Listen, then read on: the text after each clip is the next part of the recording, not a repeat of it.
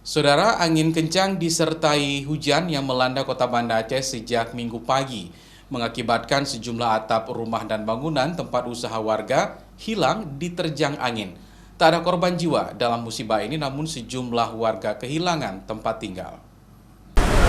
Sejumlah bangunan tempat usaha warga di kawasan Pasar Al-Mahira, Lamdingin, Kecamatan Kuta Alam, Banda Aceh, atapnya hilang diterjang angin. Bahkan sejumlah barang dagangan mereka ikut hilang dan rusak diterjang angin.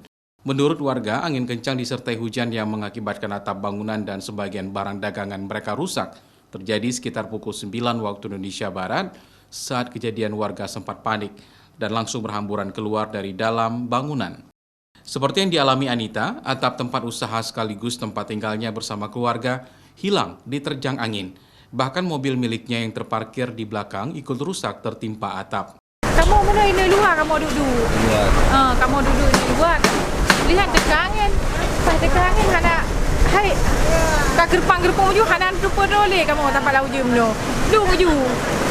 Kerusakan banyak lah bang. Barang-barang siapa tak nalih. Atap mobil juga? Atap mobil kamu. Yang kerusakan kamu le. Tempat-tempat nalih kamu. Kamu tinggal ini? Tempat kamu tinggal ini. Kamu tinggal ini. Lihat kan tempat tapi basah. Karena hujan guna. Pasca kejadian, Anita dan keluarga mengaku telah kehilangan tempat tinggal. Mereka pun belum tahu harus mengungsi kemana, karena tempat usaha selama ini juga dijadikan sebagai tempat tinggal. Raja Umar, Kompas TV, Banda Aceh.